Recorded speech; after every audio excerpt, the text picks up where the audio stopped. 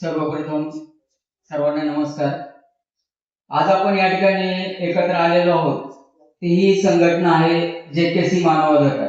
तर जेकेसी मानवाधिकार ही संघटना काही वर्षापूर्वी स्वर्गीय शामभाऊ जांभोलीकर यांनी सुरुवात केली होती, पण त्यांच्या निधनानंतर काही काळ हा याच्यामध्ये गॅप पडला।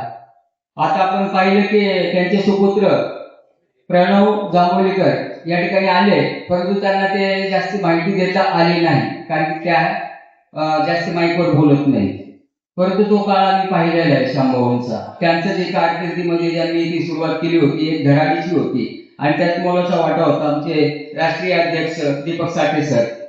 दीपक साठे सर यांनी आज या संघटनेला पुढे आणण्यासाठी ही संपूर्ण टीम उभी केली आहे, जी त्या टीम मध्ये आपण सर्व सहभागी आहोत। आणि त्यांच्यासाठी पुन्हा एकदा जेकेसी मानवाधिकार ही संघटना आपण सर्वांनी मिळून पुढे घेऊन जायची आहे।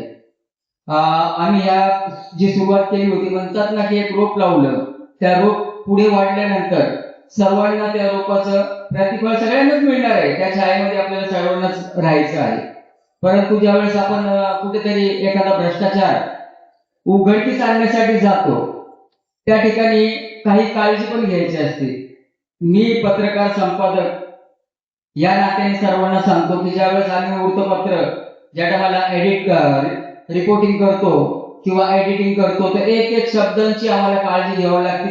म्हणून एक शब्द किती भारी पडतो, तर आपल्या आयडीचा दुरुपयोग कधीही करू नका।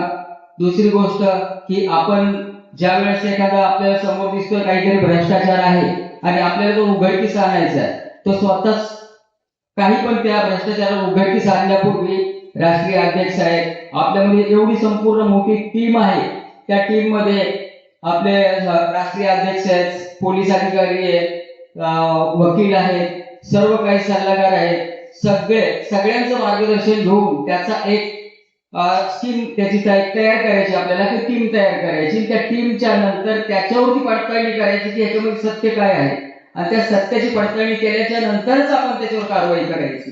सर्व महत्वाचं, तुम्हाला काही वाटत असेल की मला कुठून तरी समजा माहिती मिळालेली आहे, कोणीतरी माहिती दिलेली, पण ते कानावर आलेल्या गोष्टीच्या ऐवजी आपण डोळ्यांनी पाहणी करायची आणि ते सगळ्या गोष्टी भ्रष्टाचार उघडकीस आणण्याकरिता आपले जे वरिष्ठ पदाधिकारी त्यांचे मार्गदर्शन घ्यायचे, त्याच्यानंतर आपण त्यांच्यावर कारवाई करायची।